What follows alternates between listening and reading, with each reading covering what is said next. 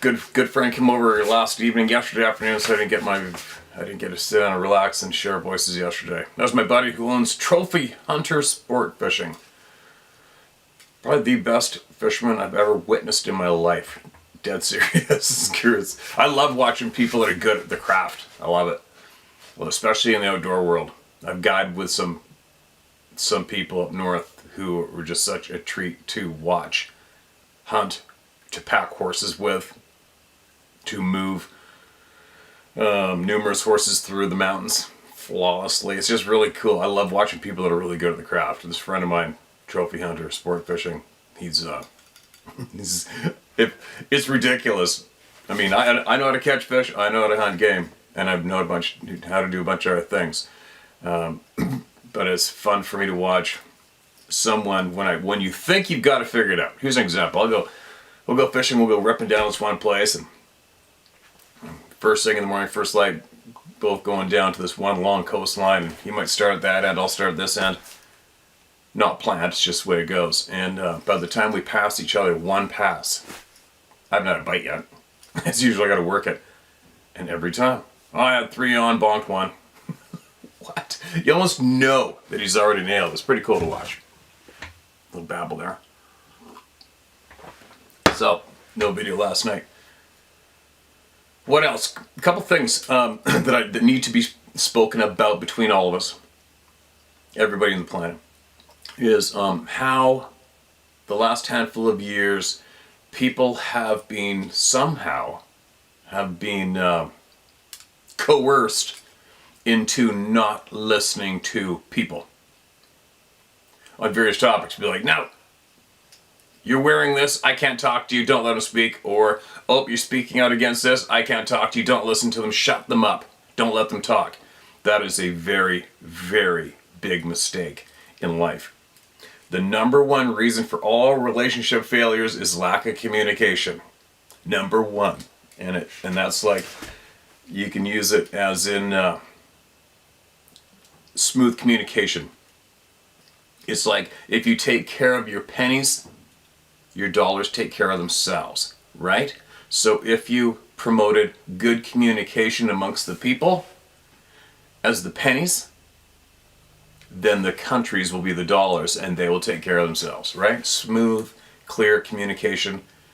No matter what side of the fence you sit on, you still have to listen to what's going on the other side of the fence, because if you don't, then all of a sudden some kind of discomfort, awkwardness comes up. The next thing you know, you are at war with somebody on their side of the fence and they don't even know it, and it just keeps growing between your ears and it gets out of hand, and then something gives in a bad way. I hope I'm making sense.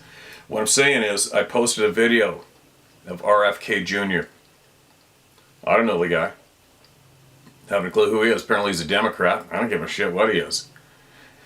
He has a voice, and I was urged to listen to it. I'm like, okay, I'll listen to it. I don't have the brain set to go, what, is he a Democrat? I can't listen to him. Yeah, I'm going to listen to him. I listened to him. And from what I know from my own diligence, that man repeated and shared accurate past history. And he seemed to be a very wise, intelligent man. But one thing that I took from him, and why I shared him on the community page yesterday to be listened to, is because he spoke truth about the WAR. And he spoke against WAR. And right now, currently, that is frickin' platinum gold, because nobody is doing it, and the absolute evil bad guys are trying not to have communication at all when it comes to PEACE. Okay? And another thing too is RFK Jr., the mainstream is assaulting him right now. So it doesn't matter who you are, what political party you may be behind, or whatever it is you support today, if mainstream is attacking your credibility and trying to suppress your speech, right now I would take that as they're probably one of the good guys, because the bad guys is mainstream. Anyways, what I'm saying is, it doesn't matter what side of the fence you guys sitting on. The man is promoting PEACE. He's promoting it, and he's speaking against WAR, and he has a voice that's being heard. He's got a big reach. I don't give a shit who you are. If you're in that position right now and you got a voice and you get that reach, you better have a listen. Right? You gotta have a listen. It's time. And if you listen, I'll be able to, he delivers what's going on quite clearly. And he delivers quite clearly and accurately what is going to happen to us if things escalate. And it's not good. He even talks about exactly what was spoken about in the 60s when they talked about what would happen if a nuclear BOMB went off. And the fallout would circulate around the globe, and the rain and the weather would take it down to the ground and contribute to annihilating us. Right? And then, furthermore, you know what else I did last evening? On that note, I actually tried to make a post with a poll to put on the community page. I did it twice. And what I was trying to say was, what do you people think? What do we think? What would you think should happen to someone today who is in persuasive politics, who suggests and supports the use of nuclear BOMBSs today? And I put one of the options was, should they be incarcerated immediately? Should they be put in jail immediately? And I also put something like, who cares? Right? And I tried to put that poll up, and YouTube deleted it, annihilated it instantly. And I'm like, what? So I actually took a screenshot of it, and I tried to post a screenshot. Nope. Won't let me. How creepy is that? How creepy is that? I tried to put a poll out to see how everybody felt about a mainstream politician who promotes and supports nuclear weapons being used today on our planet, in our oxygen, in our atmosphere. Ooh, mainstream wouldn't let me do it. Creepier than shit, right? Creepier than shit. But anyways, no matter how much you think you hate one party or some other side of the fence, pull up your big person pants. Just pull up your big person pants just for a little bit and listen to the man speak. Listen to the man speak. At least you'll get a hint of a human being speaking against WAR and promoting PEACE. Why am I spelling it out? Because you can't speak against it right now publicly. You'll get deleted. Oh, what? So, pull up your big boy and your big girl pants, suck up 40 minutes and listen to someone speak. And let your gut do the rest. Take from it what you will, leave it. But just listen. That's all I'm saying. Now, let's get some voices heard. Man, I'm feeling it. I think I hand split 6 cords of firewood so far, and I've got maybe 1 to go. But I got 1 big fir log up there. I think it's about 36 inches thick, and I'm leaving it because I'm thinking maybe it could be used for something creative, like a big cool table, a 1-piece flat top table and whole 9 yards. I saw one really cool one made online a little while ago. So I'm saving that log until my light bulb goes off. But anyway, that's enough babble for me. But please, you guys, listen to people and let them speak no matter what. Don't shut anybody out. Everybody counts. You don't have to agree with somebody. You don't have to. But you can take from it what you will or leave it. Right? Alright, here's a long one. Listen to this. This is titled, I live in a nursery with their young ones. Water, flower, email number 3. Alright, here we go. Water, flower, here again. As promised, some more experiences for you all and how I came to make peace with that previous situation. First, a little paragraph about me that may or may not help anyone hearing it. I've been touched a bit. My mom has said since I was very little, not like being able to wear a watch, it dies within hours. Knowing things I shouldn't be able to. That sort of thing. Like lots of people, if the truth was known, recently been trotting heavily on wings of angels, so to speak. A benign but ill-placed tumor had gone undiagnosed nearly 2 decades, even though I showed all the signs that should have been investigated. This led to horrible seizures, as an artery in my head was getting pinched off. 3 times prior to this discovery, I saw the tunnel of light. But having practiced lucid dreaming and yoga awareness, plus wild present living, I could come down out of it each time. More happened than I will relate here. Wow, that sounds really interesting, and I wonder if I missed your previous emails. During the emergency surgery, I think I may have died or come close to it. I don't know, because they have accidentally deleted the records. From what the nurses told me, I don't know how I can continue to draw breath. But the veil, or weave as some call it, have been even thinner ever since. This is almost a year ago as I write this, June 2023. The way I see it, and what I say to folks, is that the game is now broken for me. I can see behind the curtains. Things have energies that I can translate in the moment. Larger patterns continue to emerge, which is ratcheting me into real truth and further away from the life I knew. The ignorant, fake, one where stuffed suits have the audacity to talk about anything with authority, which they grant to themselves. Psst. By any definition, certain civilizations qualify as oversized cults, intentionally farming their followers. I could go on for days and prove what I say. For now, suffice to say, yes, it is painful to be born into truth, but I will not resent that it was necessary now that I am here. I just won't. So back to where I let off in the other email. Dog chasing multiple beings and barking all night. Them making whoops and barks of their own. Me spending half my time with the neighbors, half alone in a single wide, awake all night with the chitter-chatter of potential mind speak, or my own worries. What's the difference when you can't rest? So what did I do? I cheated. Now I have a housemate, and the male energy has helped calm the lone female terror. Oh, thank God for that. What also helped is that with the onward migration of the people to their summer vacay, only the very young have stayed behind. And I can tell the dog has made friends with one of them.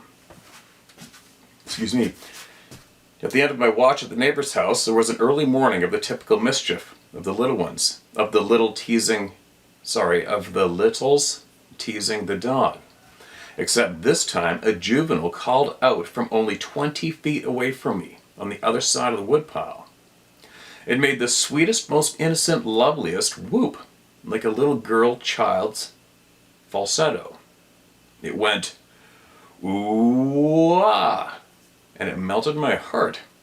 Now I call her Sweet Girl, and we're out with the dog, and when we are out with the dog, she entices the dog away.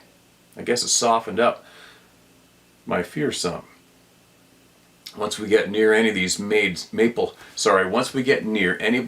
stands, we'll hear a low voice say, woof, like a person saying the word, as deep as the voice could go. The dog hears it too, and chases her around the trees. I don't know who was smarter than whom, because the dog will fake the girl out, leaving her to give herself away in the noisy leaves while the dog stays still. I've seen it half a dozen times. Now it just makes me laugh, especially when the dog is winning, by putting the girl in the position of being discovered, running in one direction, or risk being seen from the other side as we continue walking. I swear the dog does this on purpose. She takes great joy in this game. Sweet Girl has been the only being that comes close to what this dog can do in the forest. Anatolian Shepherd. These are beasts. So when discovery is imminent, a girl takes to the trees. The dog tracks her in the canopy, invisible, just the way she does the owls and eagles when she is protecting her chickens. It seems endearing, but I'll never fully trust the relationship. The dog is selective in her friendship, at least, but I do not appreciate it when they smear her with poop. Sometimes it's so caked on her fur, like a green meringue pie. No way it gets like that just by rolling in it, which she does with all kinds of stuff. Other times with long stripes of that green poo, like she got finger painted. Actually, you know what? Quick interruption on that one. Once we had this psycho cook for a short time in camp, a new one who'd never been in a remote camp before, and she was too terrified to go use the frickin' outhouse, which was behind the cabin, and she was dropping bombs on the other side of the airstrip that we didn't know about. And after she basically got fired for being cuckoo, our camp dog came back with perfect smears along her back like he took a buttering knife and went.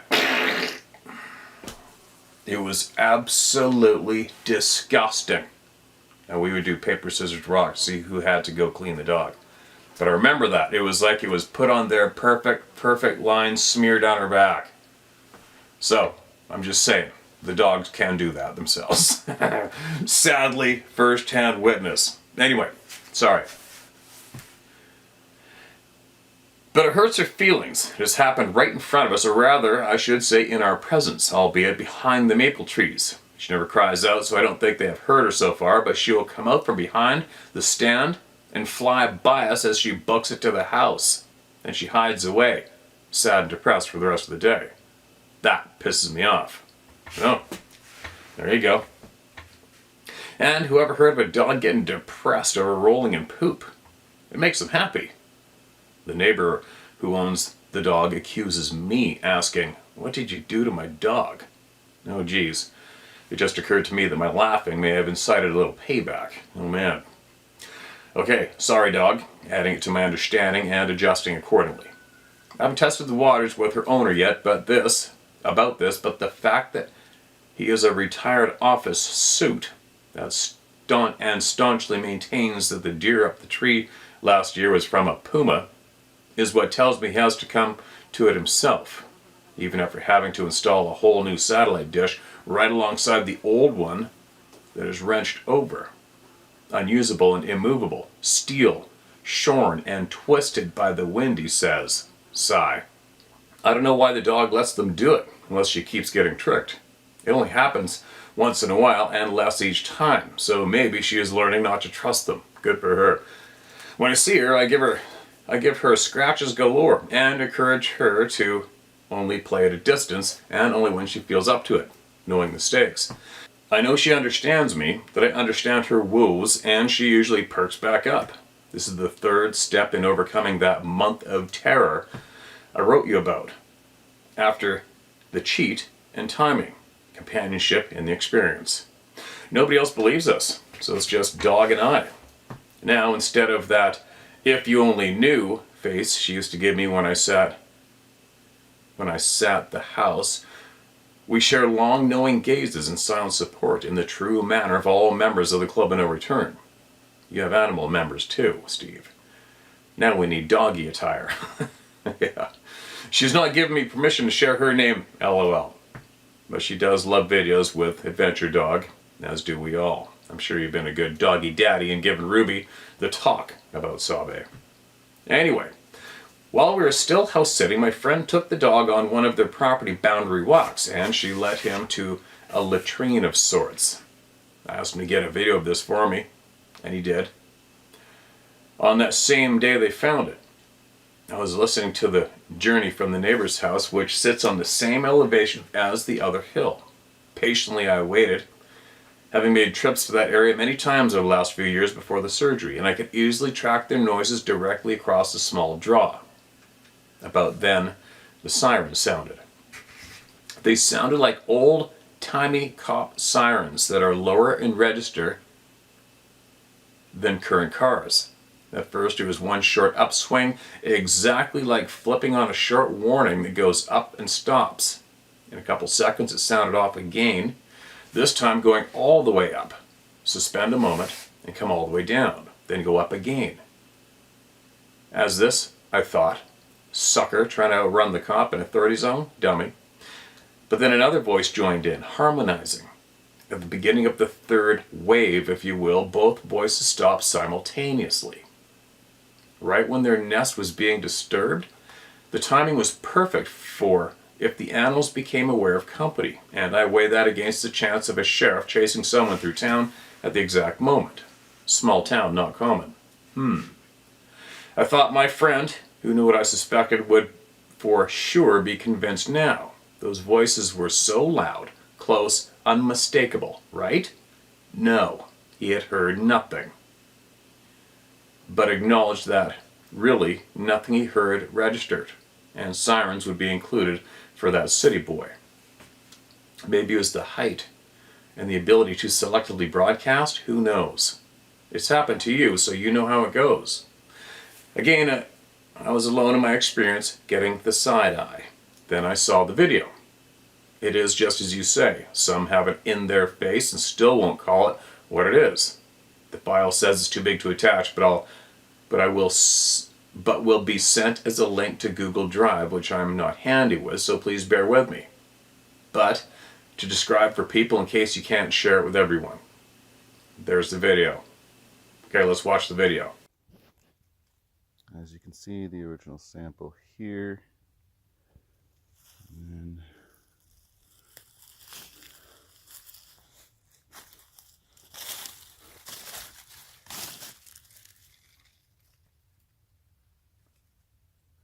several older samples.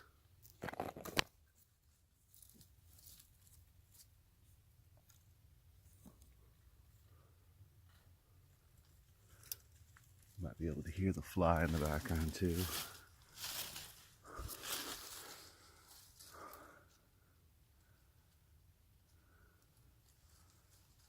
Just one part. You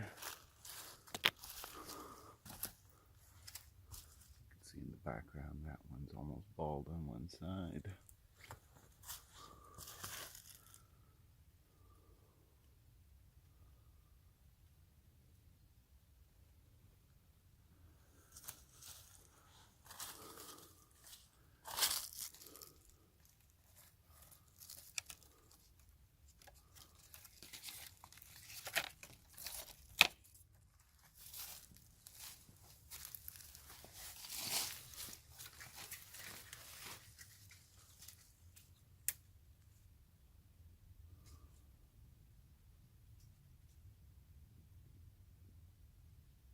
About level with my head.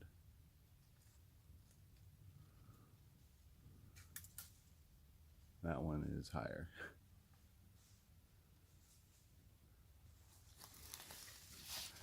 And there's the dog. All right, so one thing with that video, what I see, just for me being a dumbass looking at a video, but with my background of what I've done in my career. I have seen the big cedar trees with the bark stripped clean, but what I saw was about 14 feet high from the bottom up. And I have had other eyewitness people from BC tell me that one place, rural ranch home, they saw the being ripping across their cattle pasture right in front of them. But before that, they heard the screams, and before that, they found the footprints going up to a big cedar tree, the footprints, and they saw where the 2-inch strips of bark had been peeled up 10 or 12 feet, and they could see where the bark strips were dragging in the snow beside the footprints as it left that big cedar tree. So, we do know 110% yes, they do strip the bark off cedar trees. Now, I have seen cedar trees with bark patterns, such as in this video, stripped off.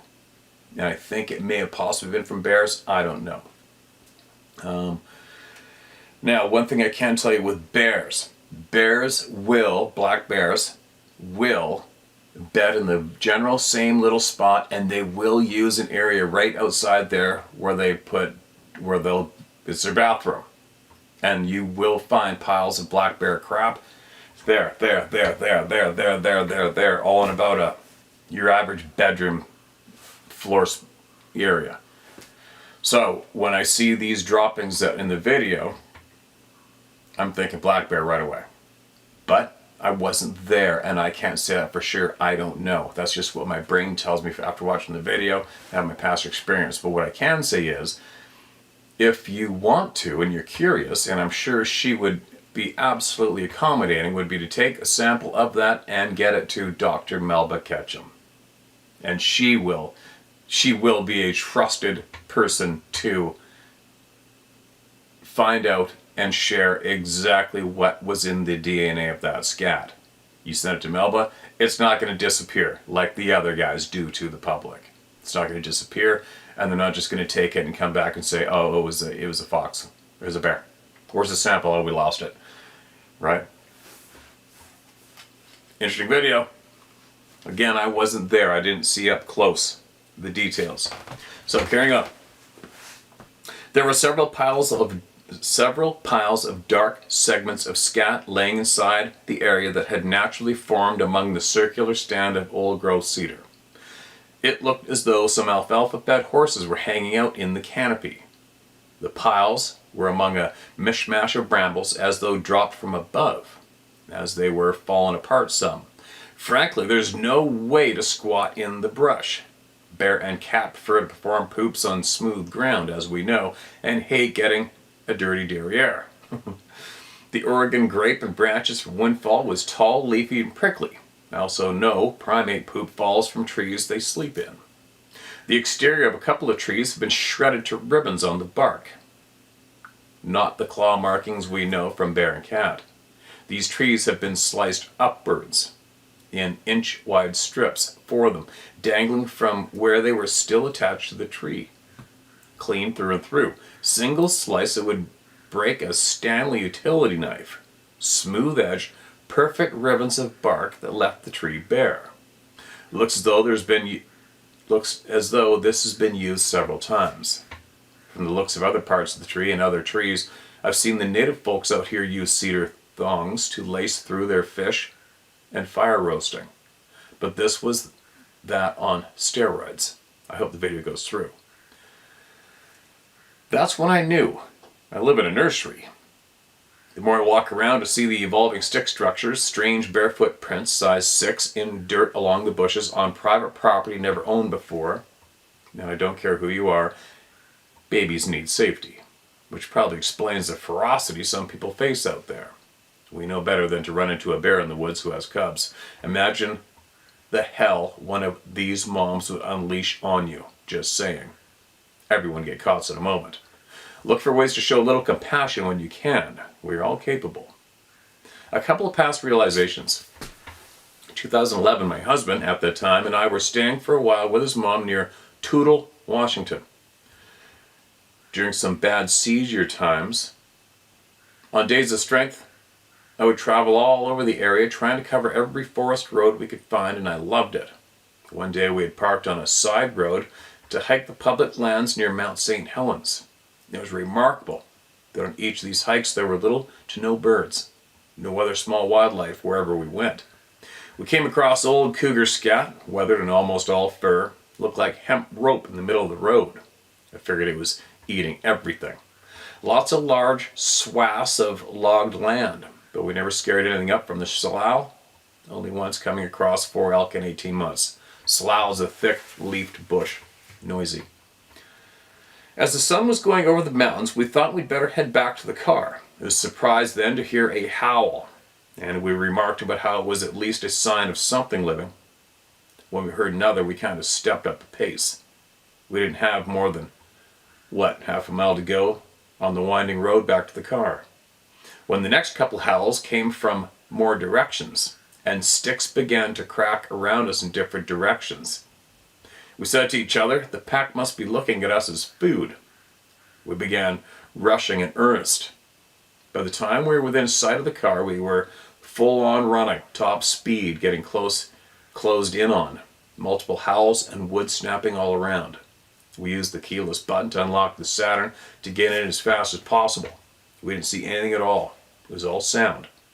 Not until a month ago, while doing research for my own science article on Pacific Northwest megafauna, did I see that biologists have only recently counted wolves to the lower Cascades, in single digits. They were not in the Helens area in 1999. Holy F. Debatable. That's just me. I only listen. Side note. When it comes to wildlife sightings and true facts, I only listen to the people. Period. I listen to ranch owners, farmers, hunters, hunting guides, hikers. That's who I listen to when it comes to the truth about where wildlife resides. Sorry.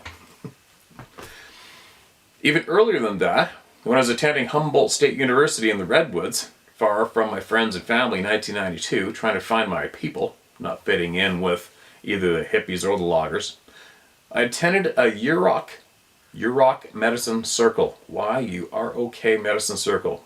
The shaman was a white dude and explained how many years he had put in the time before the actual native healer entrusted him to fill that role for the tribe.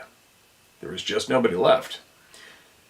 We passed a peace pipe around, and the Yurok elder who co-hosted the circle asked if any women who were having their time to not smoke the pipe, as women are unclean when they are bleeding.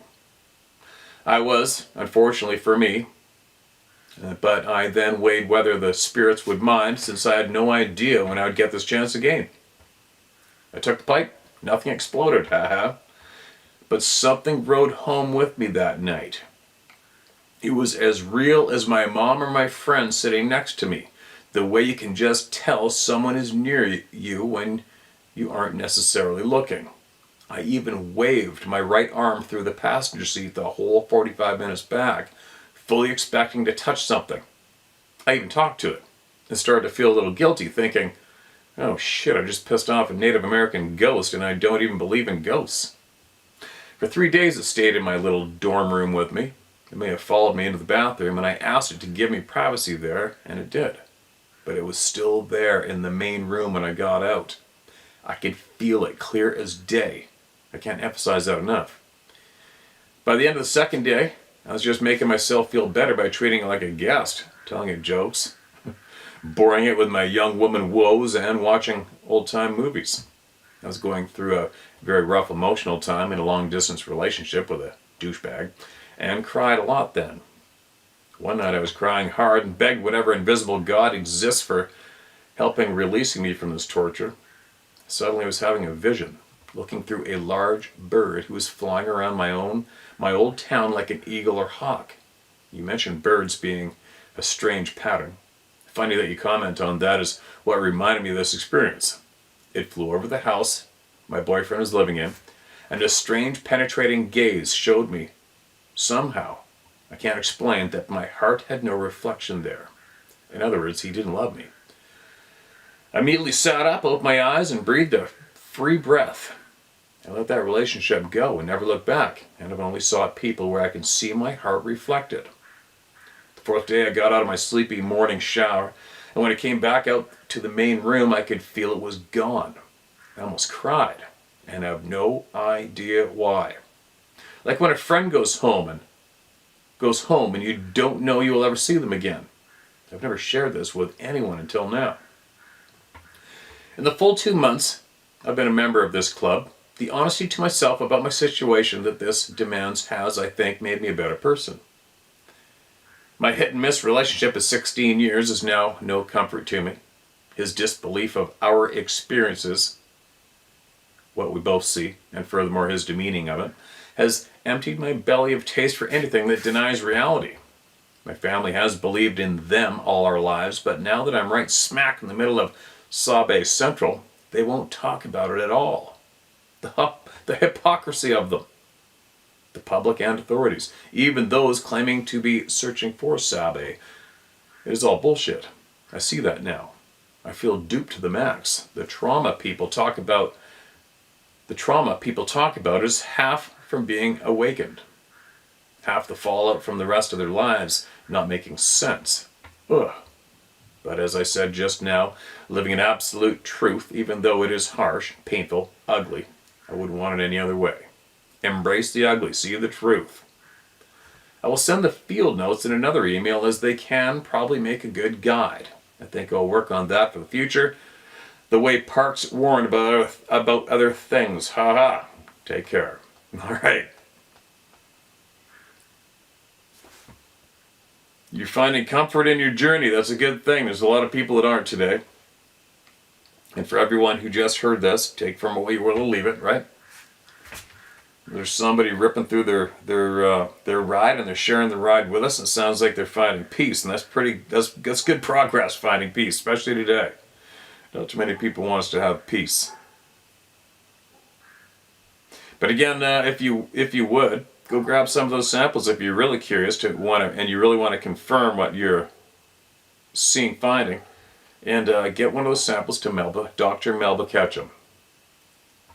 And if you'd like to, I have a direct line to her if you want to email me back and find out how you can do that. Now, adventure dogs out there doing their job, barking at something or somebody. Let's hear somebody else phone here. My puzzle pieces are small in rural Ohio. It was around 1978 and I was 13 years old. The area we lived in was only a few miles from the south edge of town. To the west and south of our location, the area was even less populated with an abundance of small farms and rolling hills. The woods behind our house started on the far side of a cornfield that wrapped around 3 sides of the property. The woods were thick with small creeks and ponds. They went all the way to the closest town with few scattered homes. My sister and I walked those woods often with our dog, a basset mix, without ever seeing another person. I've been back there alone with my dog more times than I can count, and had never been afraid. It was mid to late summer and very hot. Air conditioning was rare, and we often waded the creek, played in the water from the water hose, or went to the shopping mall for ways to escape the heat. On this day, my friend, who was 2 years older, and I took a homemade blue jean blanket into the woods. A homemade blue jean blanket. That's different. We were only about 50 yards in the woods and under the dense canopy, enjoying at least a 10-degree temperature difference. All right, I gotta do my job and go see what the dog's barking at. I'll be right back. All good, no bear.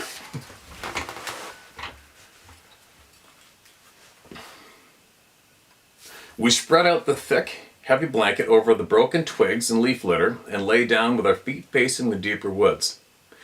We began fanning our shirts and talking. I don't know how long we had been there, but it had been long enough to notice when an acorn or something fell close to our blanket.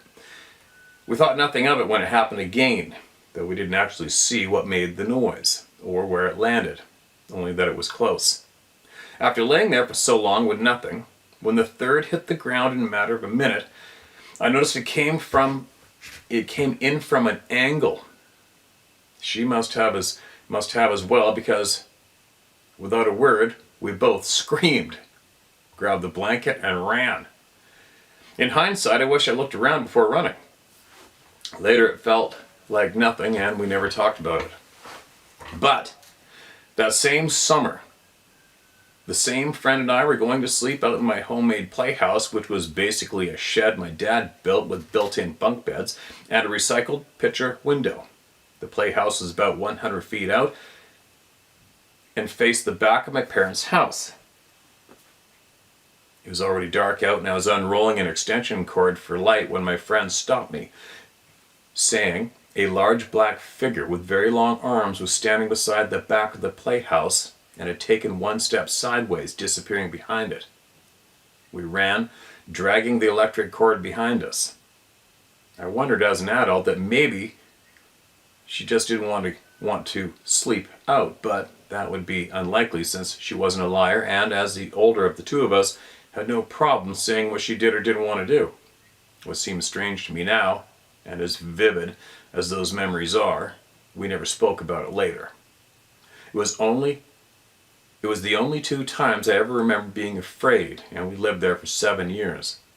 Decades later, I found out that the same year, a friend of my parents said he was driving at night nearby when he saw a large dark figure beside the road. He said it looked like a Bigfoot and stepped off of the berm, disappearing into the dark. Later I read of another similar encounter as his on the same road, documented on a popular website. That story was not his. I lost touch with my friend after we moved away and wished I had asked her about the second encounter. Strange that we never talked about it, and stranger yet that it took me decades to put these 2 encounters together. Bigfoot never crossed my mind. I really wish I had just stopped, waited, and looked around in the woods that day. I strongly suspect that it was, and still I've got nothing.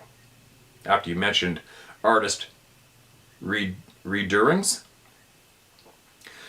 I decided to send you the recently finished image of my puzzle. I'm far from a professional artist, but felt compelled to put it on canvas. Some in this group might enjoy seeing it.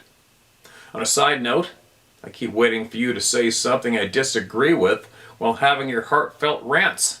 I just say, Steve speaks 80s. We think the world of you, and the world would be a better place with more like you. Sincerely, Deborah. P.S. Considering your location, I hate it when you say you're unarmed. Dang. I appreciate your kind words. That's a cool painting. Let me zoom in on that sucker a little bit. Oh yeah, look at that. Wow. It's pretty cool. You're talented. Yeah, I'll put that up in the video for sure. Let me save that to my phone. There you go. More people in the club and a return, right? Yeah, you know, that last time when I went out with my gun, and a few people gave me shit for it. It's just tough. It's tough leaving here. I was so busy, and what I was leaving to go do, I had to go meet friends who have been diagnosed with the big bad C, and had to go to their daughter, see all their daughters, and reunite and go to graduation and spend time, and make sure I brought all the healthy food and gifts from our native elder friends, and I had my gun and all my stuff ready to go. I just forgot to grab the rifle and throw it in the truck. Otherwise, I normally would have had a gun, especially up on that hill up there. That's where I saw that monster bear in front of me too. He would have been in the truck with me. Had to brought my rifle. Anyway. All right. Appreciate you saying that into us. Big time. It's really generous when people do that. You got to think about it, you guys. You know how long it takes to sit down and type out an email and then go send it away and find the email address correctly and send it to strange people to be shared with the world? That's time. That's time of life. Time of life donated from a person is valuable, man. It's the most valuable thing in the planet is time of life. It ain't money. Anyway, stopped me short of a battle. I got my coffee going, right? All right, what do we got? This title, questions and answers. There's 2 emails in here. All right, in one folder. Okay. Mark this as read. Questions and answers, title of this email. Steve is wondering if you have ever listened to a guy named Dave at the X22 report. If so, he would be worthy of a shout out to your listeners. I sent you a recount of my Saw Bay experiences back in the fall of 22. I left out so much information in that email that I'm ashamed for you to read it. If you find that email, you can share it if you want. I forgot to tell you that I watch all your shows for the last 2 years and appreciate what you're doing for the people. That said, some of the info that I left out in my previous email is where I am from and my encounters. I am from Searcy County, Arkansas. Searcy County, Arkansas, where my first 2 encounters happened. My third encounter happened just across the bayou from where I now live near Scottsville, Arkansas. I think my previous email was titled in the subject of, quote, 3-time club member, end quote, if that will help you find it. Suggestion, can we get a Knowers Club going? I'm 59 years old and I now have been a knower since 1973 when I saw my first saw bay. I don't know if it means anything, but all my encounters with the saw bay have taken place when my brother was with me. He's 13 months older than me. We've always been close. We've hunted and fished together all our lives. Last spring turkey hunting, when the saw bay growled at us, really made both of us mad as F. We both instantly went to drawing down on where the growl that vibrated through my chest came from, with safeties off, and ready to make him heavy with lead. We waited for about 5 minutes and didn't hear anything moving.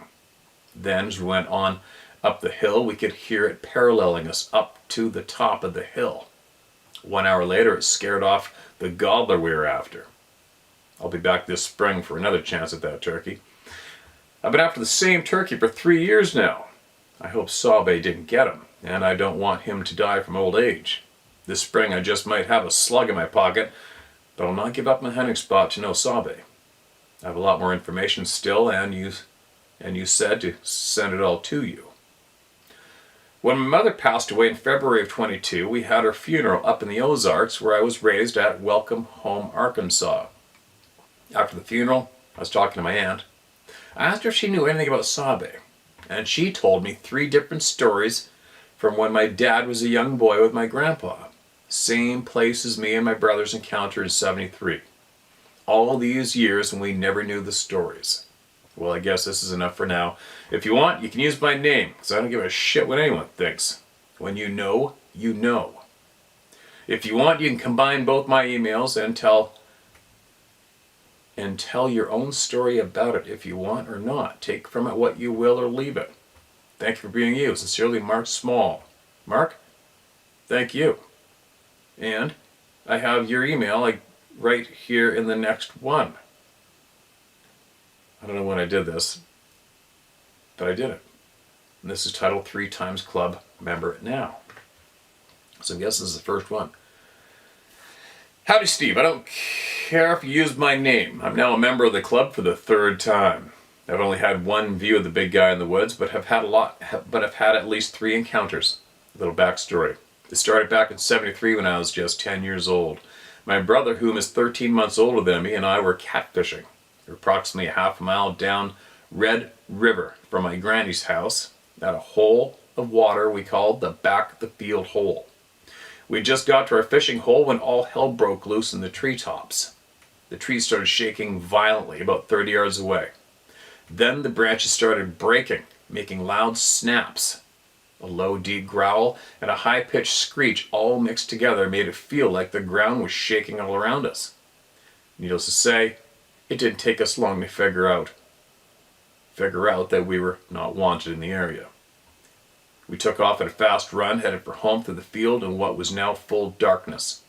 This monster had followed us all the way back to Granny's house. When we told our folks what had happened, my grandpa had a good idea about what we described, but said nothing. Next encounter was about a year later. My brother and I had just got my new bicycles. We were riding down the road to our cousin's house about 2 miles away. Our mother was following behind us in the car, and this is the same direction down the river as the first encounter. We were coasting down slight incline, not making very much noise. Looking down the road, about 50 yards ahead, there was a steep bank on the right side. He came up that steep bank, 10 to 12 feet tall bank, one leap, and it was standing in the road. He was 9 feet tall and just huge in size. He turned and looked at us as we came skidding to a halt. I locked eyes with him for just a few seconds. We were only 25 feet away from him. He kind of looked dumbfounded and took 2 steps and crossed the road, then up a steep hill that was near impossible for me to climb up. It was about 150 yards to the top of the hill. He was gone over the top in less than 10 seconds. 2 down, 1 to go. Every time I had encounters with these beings, my brother was with me. Strange, right? 2022, spring turkey season. My brother and I are after a tom over in a chigger hollow. We climbed a small hill up to a saddle, stopped for a breather. This is all happening about half an hour before daylight. While we were taking a breather, we heard the deepest, meanest growl. I can't describe how deep this thing's growl was. Never heard anything like it before. It was damn sure big and had a mean tone. We both instantly turned our 12 gauges in the direction of the monster. And I said monster. It then started breaking trees about 30 yards away. We turned to our left and started moving away from there, going up the hill. It paralleled us for a while until daylight. We didn't hear it anymore, or the turkey for that matter. I'm still mad that he molested our hunt. Sorry for such a long email, but you said to give it all at once, so here it is. Thank you for what you're doing for the world, one email at a time. P.S. I enjoy gathering as many puzzle pieces as I can, and someday we will learn the truth. Someday is today, man. Because of people like you emailing all of us, we are learning the truth. We've learned a lot of truth, no matter how many people think You're not getting anything out of this. We're getting a lot out of this. I am. For sure I am. I'm getting a lot. I'm actually getting ready to write down a whole bunch of solid patterns. You know, when I get a chance, right? It's patterns that we have had thrown in our face and we need to take note of. Patterns. It's almost like another word for knowledge, right? Here. Let's get one more. Listen. 2. Appreciate you, man. Be careful out there. I hope you get that Tom. If you've been out for 3 years, a sucker must have some spurs on it by now, right? Probably dragging his beard on the ground. All right. Excuse me. Hello, Steve. Please don't use my name. No problem. And hope it's not typed in the email. I hope this finds you well and your whole family safe. I've been watching a YouTube channel every once in a while, but now I watch it every day. As many other people, I also want to thank you for creating this space. This will be my first time talking about my experiences about alternative realities. I don't remember with certainty this sequential order nor the dates when each of these events occurred. The thing that I do remember is how often I was ignored and told to take one or another pill.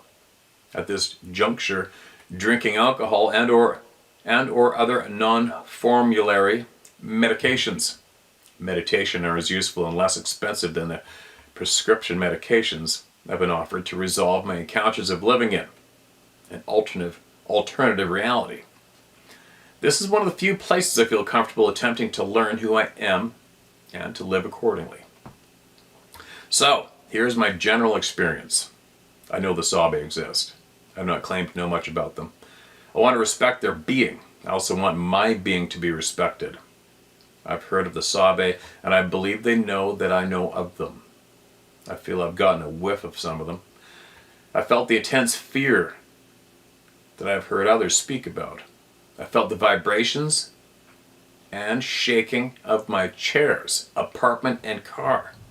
I've talked to my mother about this, and although she hasn't confirmed what I've experienced, she has not denied it either.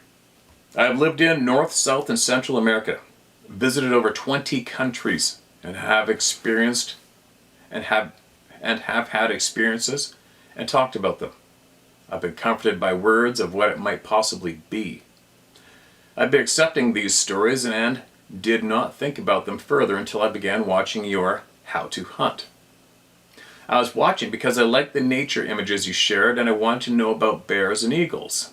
The nature of the program changed and I hear more encounters that other people had while in the forest, and I found myself saying, I know that story. That happened to me.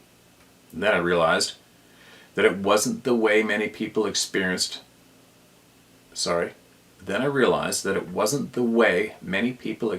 the world. I became curious. Since I was about 2 or 3 years old, I recall not wanting to go to certain places or do certain things because it felt like something was going to go very wrong. And those places scared me to death. I would simply sit on the ground and refuse to move. My parents were kind people and never forced me to obey them when they saw the terror in my face. I often felt I could see what was going to happen.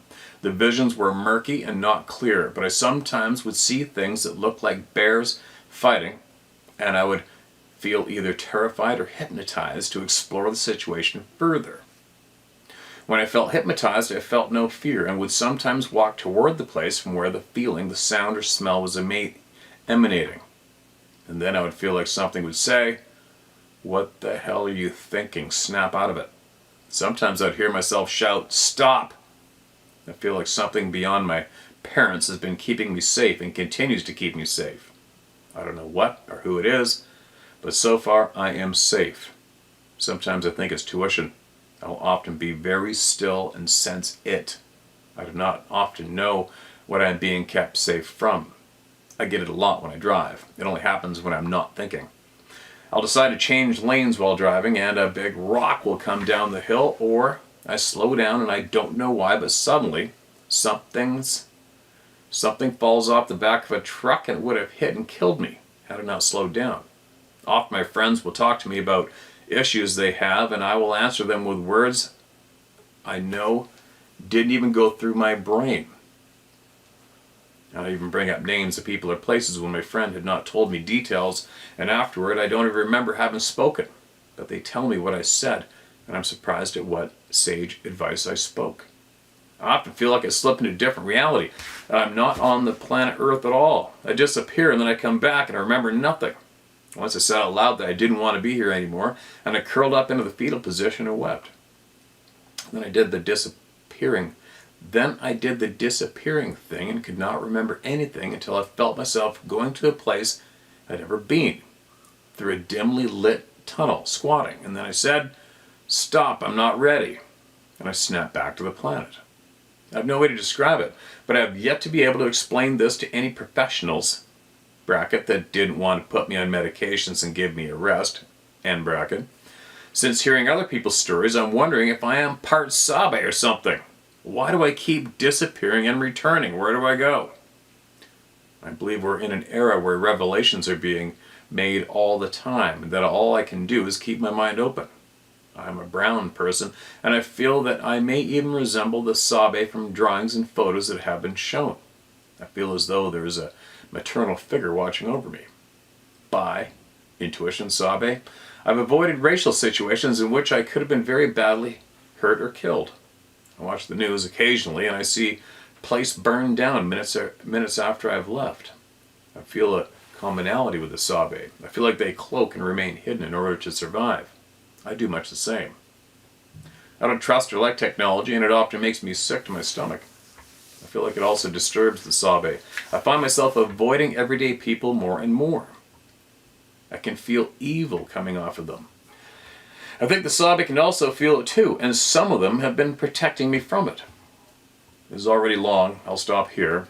I've had so many experiences that I'm so grateful to you, Steve. I'm happy that you have given me a safe place to share. It is comforting to be myself and not to be persecuted for it. Please stay safe. You've given me and many others hope and courage. P.S. to the Sabe and alternate beings. I often imagine I understand how you may feel or live. I do not need nor want to see you. I know you exist, and I ask that you know I respect you, and I ask for the same respect. Thank you, me and my dog. All right, there you go. I can't say that the Sabe are on YouTube listening to me talk. I probably absolutely don't think they are, that's for sure. Could they be hearing me right now from the forest right there? Maybe. I don't know. Technology in the real world. You know, a lot of outdoors people, hunters and anglers, they'll bitch about the internet and how it's changing hunting and changing fishing and blah, blah, blah, blah, blah. Technology's doing this, technology's doing that. But I'll tell you what, it's not doing shit outside of us out there in the real world. As far as the rules changing and shit. I mean, okay, what am I trying to say before I say the wrong thing? What I'm saying is, when I go out in those mountains and forests and sit and stand and hike and camp and sleep and hunt and do whatever I'm doing, none of this exists. It's just still the same forest out there. It's the same mountain. It's the same animals. It's the same energy. It's the same food. It's the same healthy shit going on. And technology hasn't done nothing to me or my mind out there. Nothing's changed. It's only when you come back to here and turn this shit on, right? That was a bit of a weird babble. I probably didn't even make sense with that one. Anyway. Time to carry on. My mind's ripping. I think it's better when I read in the evenings. Then my day is done. I'm not preoccupied with thoughts of what I gotta do. I'm not getting jacked up on coffee. Maybe I'll get back to that routine. But anyway, if you could, and do not follow the lead of many out there who are trying to coerce or manipulate all of you to shutting your ears when it comes to what may be the opposition to you. That's the wrong thing to do. If you want peace, if you want to get ahead, if you want to do good in the world, you have to listen to everyone. You have to listen. And you know what? If you think they are bad, then it's probably even more of a reason to listen. If you think the person that you don't want to listen to because they represent that group or that party, whatever, well, you better listen to them doubly. find out what they're trying to impose and put down on the people, what they're trying to promote, so that you can possibly do something to stop it if it's truly bad for the people. See what I'm saying? Or maybe there is something good coming from someone that needs to speak, that is speaking, that needs to be heard, right? So there's just as many reasons on both sides of the fence to make sure that you listen to people speak, no matter who they are, what they represent, what team they're on. You gotta listen, especially if they have a voice and they're being listened to on a large scale. It's very, very important you hear what their message is. All right? Because there are a lot of people out there who are spreading the wrong message, which basically promotes the demise of us. And it stops many of us from having a fair crack at having fun. Right? Not ashamed to say it. Life is supposed to be fun. It's supposed to be fun. It's supposed to be good, healthy. This experience, you want to, when it comes to the end of your ride, you want to sit there with a shit-eating grin on your face in that casket or wherever you die, knowing that you just had the most absolute funnest rocking it out time while you were here. That's why we're here. We're here to do that. We're not here to control people, kill people, end people's dreams prematurely. We're not here to use people to kill people for our benefit. We're not here to do that. We need to stop that shit. But we need to focus on the fun, the happy, the good, right? That's what we're supposed to be doing. So we need to listen to everybody speak. We're going to find out who is trying to stop us from having that fun. There you go. So I'll put the link to that video in this description again. And we'll see if any of you who may have shunned the chance to listen to that man speak might pull up your big underwear, big person underwear, suck it up for a minute, just listen to what he's got to say. Take from it what you will or leave it, but take note of what he's saying. I'm babbling, aren't I? All right, here we go.